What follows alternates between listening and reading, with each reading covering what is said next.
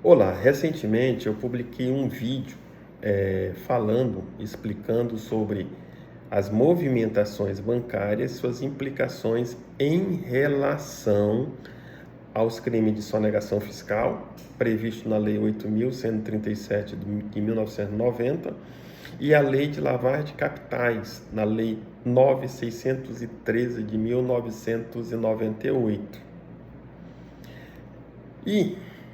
Devido a esse vídeo, alguns questionamentos me foram feitos, seja no Insta, como também no meu WhatsApp. E o que salta é a pergunta de uma pessoa que me questionou: doutor, eu fui investigado por determinada autoridade policial a respeito do crime de lavagem. Eu recebi o dinheiro de uma determinada empresa que estava sendo investigada no crime de lavagem, no crime de fraude à licitação. Só que o dinheiro entrou na minha conta e eu demonstrei claramente para ela que o que eu fiz com cada pagamento. Entrou o dinheiro, eu disse, foi para isso, explicou direitinho. Primeiramente, para lembrar, de responder esse questionamento, que aquela aula era somente explicando essa relação das contas bancárias com os dois tipos de crime: sonegação fiscal, lavagem de capitais. No caso dela, especificamente, é um tipo de lavagem de capital que foi pego com as transferências bancárias, ou seja, transferência de uma conta para outra. Ora, quando faz a transferência a beneficiário identificado, é necessário entender a origem dessa transferência. O que ela fez? E ela se resigna porque ela diz: eu expliquei para a autoridade policial o que eu fiz com o dinheiro que eu recebi. Eu peguei o dinheiro e fiz os pagamentos, está tudo registrado na minha conta bancária. Beleza, não tem um saque, foi tudo pagamento. E pagamentos de despesas, pagamentos de boletos, de aquisição de imobilizados, ativos fixos. E, pasmem, a autoridade policial me indiciou e a autoridade competente para oferecer a denúncia, o denunciante, me denunciou. E a denúncia foi recebida pela autoridade judiciária. Mas eu sou inocente. Temos que lembrar e ser cauteloso nessa parte na hora de dar a orientação jurídica. E então, para que ela pudesse entender, eu disse: se você estiver brincando de pique-esconde, você esconde o corpo inteiro, justifica o corpo inteiro, ou coloca só uma toalha sobre a cabeça, cobriu a cabeça e diz: eu estou escondida. Lógico que não. A resposta dela, obviamente, foi não. E eu disse: é o que você fez diante da autoridade policial, porque você está justificando após a entrada. Então você justifica qual é a fonte. Na verdade, quem justificou para você ser chamada foi a quebra do sigilo bancário, a análise da tua conta bancária feita pela autoridade policial, pelos peritos, através de laudo. E isso é feito através de laudo. É os laudos que vão analisar a tua conta bancária e definir quais foram os relacionamentos que tu teve com alguém que não é considerado, digamos assim, lícito.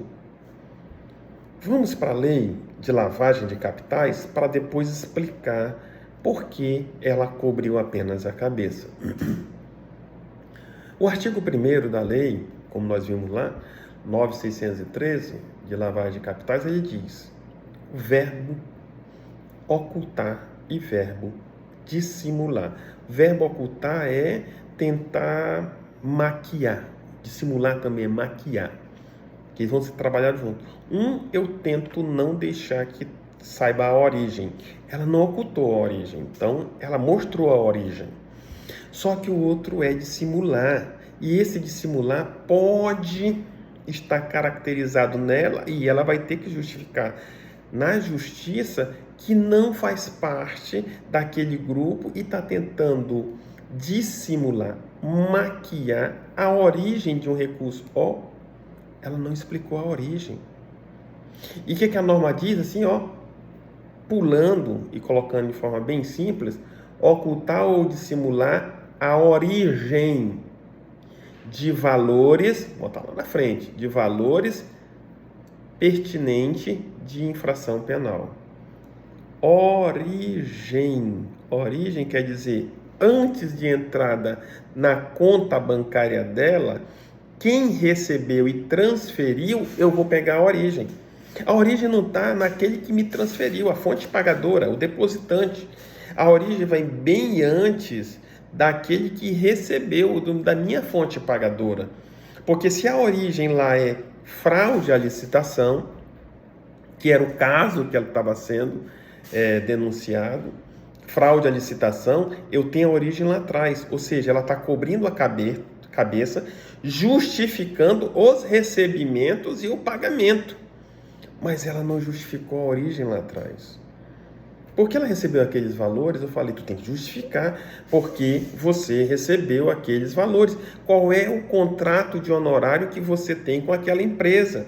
Qual o tipo de causa? Lembra que eu falei duas situações? Identificar a fonte pagadora e identificar a causa. Então, ela identificou a fonte pagadora, mas em momento nenhum identificou a causa. Ela apenas disse, olha, eu paguei. E, infelizmente, também na norma financeira diz que incorre em lavagem quem utiliza a atividade econômica, utiliza os valores para dar uma procedência lícita. Ou seja, mas eu não sabia. Calma, isso tem que justificar nos autos. Eu não sabia, eu não sei que ele tenha feito o que ele fez antes. Mas não significa que você não participou dessa lavagem. Quando você compra um bem, quando você utiliza esse dinheiro, mesmo que seja para fins lícitos, porque a origem é investigada. E quando você olha para a norma, para o crime de lavagem de capitais, você olha para a parte final da norma. E a parte final da norma diz de infração penal. O artigo completo diz: ocultar, dissimular natureza, origem, localização, disposição, movimentação ou propriedade de bens, direitos ou valores, nesse caso espécie também, provenientes direto ou indiretamente de infração penal, de crime, de ilícito. Ora só, a empresa está sendo investigada por fraude à licitação. A empresa recebeu um recurso que está dizendo que ela ainda executou a obra. Fraude por inexecução ou fraude por sobrepreço. Não vou entrar aqui no mérito de o que está acontecendo para não identificar o caso. Mas se eu tenho, por exemplo, se a empresa recebe por fraude à licitação, eu tenho um peculato. Peculato por inexecução ou um peculato por sobrepreço ou superfaturamento. Quando a empresa recebe e transfere, cada um tem que se justificar. O teu recebimento foi lícito? Decorre de quê? Olha, eu sou funcionário da empresa. Eu trabalho naquela empresa para resolver, por exemplo, para prestar o serviço. Determinado tipo de serviço. Mostra os contratos de honorário e tudo mais. Lícito. Olha, eu sou a empresa que dá energia. Eu não tenho nada a ver com aquilo ali. Meu recebimento é lícito. Por mais que a origem seja ilícita, mas eu tenho uma causa lícita para aquele dinheiro transitar na minha conta. Beleza, paguei tributo.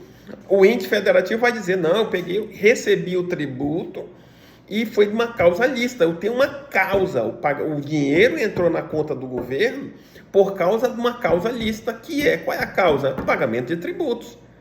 Agora a pessoa diz, eu recebi o dinheiro, mas qual foi o motivo dessa transferência?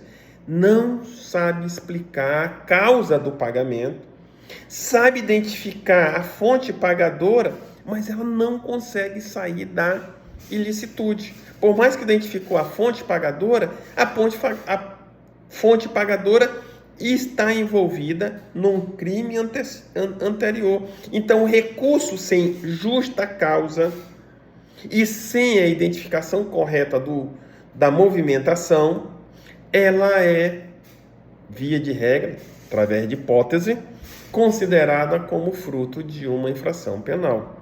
Então, qual é a ponta principal? Não é ela só justificar o que é que ela fez com o dinheiro que recebeu da empresa. É tentar demonstrar lá atrás que aquela origem não é ilícita. Lembrando bem, aqui na ponta, quem tiver na ponta está respondendo por lavagem, porque a lavagem diz, por mais que você tenha dado uma procedência lícita aos valores que recebeu, por mais que você tenha organizado, feito para que seja uma licitude dos valores recebidos, você não consegue em momento nenhum afastar a ilicitude da origem. Fonte pagadora não é aquela imediata, não, a outra também. A imediata, qualquer que seja. A lavagem, ela tenta fazer o lastro até chegar à ponta final. Da origem, e qual seria a origem? O contrato fraudado. Passou para quem executou o contrato, outro ponto. Desse passou para José, José passou para Maria, Maria passou para João. Então ela vai fazer todo esse caminho do dinheiro para saber aonde tem justa causa e aonde não tem justa causa. Não há como ele dizer assim mesmo, olha, a fornecedora da energia, a fornecedora da internet, que tem lá os pagamentos de energia, internet, todo mundo, e dizer, todos esses são criminosos porque a origem é ilícita. Não. Tem uma causa, tem a fonte pagadora, justificado, então está lícito dali para frente. No caso da pessoa que me questionou, eu digo para você, e infelizmente você está cobrindo a cabeça dali para frente, você está mostrando que é lícito o que você destinou, mas a origem não é lícita. A origem você tem que ir atrás antes da empresa que te passou. Talvez a empresa que te passou tenha sido licitude. E como é que você demonstra essa licitude? Basta você demonstrar que tem uma justa causa. Olha, eu tenho um contrato de prestação de serviços, honorários, eu fiz um tipo de assistência médica, eu fiz um tipo de terceirização de determinada obra, eu fiz a construção de determinada obra e recebi por essa execução da obra. Agora você recebeu da pessoa, então você diz, eu não quero saber qual foi a origem lá, me contratou para um serviço, eu não vou ficar investigando qual é a origem disso daí. Se a pessoa vai numa concessionária, a atividade, aquele que praticou a atividade ilícita, que teve a justiça, ela entende como obteve a vantagem ilícita. Se aquele infrator que obteve vantagem ilícita usa essa vantagem ilícita para comprar um carro, a concessionária não é obrigado. A concessionária não é criminosa, mas o carro fica bloqueado e pode ir a leilão para pagar o prejuízo que foi causado ao erário. Se eu uso a energia, a concessionária de energia não vai responder. Da mesma forma, a água, tributos, empregados que trabalham ilicitamente, a secretária que atende, o faxineiro, a zeladora, o jardineiro, eles não vão pagar pelo crime praticado lá atrás, salvo se ele é, digamos assim, um testa de ferro, aí recebe proventos, então aquele provento é ilícito e a testa de ferro, ele sabe de tudo que está acontecendo. Então ele responde, porque a origem, ele tem a consciência, ele tem um interesse, o dolo específico de fazer o crime. No caso da pergunta, voltando especificamente no caso da pergunta, justificar a ponta, a licitude depois de ter recebido, não vai tirar a ilicitude que antecede, que já vem carregando. É como se o recurso tivesse uma mancha, e viesse desde a fraude, a licitação, até a última pessoa que recebeu. Passou por A, depois por B, por C, para ficar no D. Continua sendo ilícito. Mas Professor, um outro questionamento. Professor, e se a empresa é de determinada pessoa, o pai, o homem, o genitor, e ele passa para a esposa e para os filhos, a esposa e os filhos respondem pela lavagem de capitais? Sim, porque a origem está maculada, porque quem passou maculou o terreno, o imóvel lá atrás.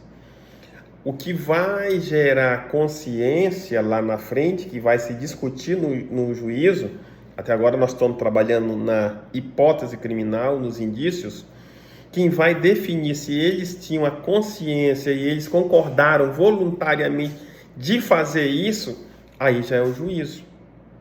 Então, no caso da pessoa, também vai depender da sentença, onde, pelos elementos de convicção apresentados nos autos, a juíza vai dizer: a pessoa tinha ou não tinha o dolo, a vontade de participar desse caminho jurídico, desse caminho do crime, o intercrime, e se ela praticou isso conscientemente. Porque se ela praticou conscientemente, ela faz parte e pode também integrar a famosa organização criminosa.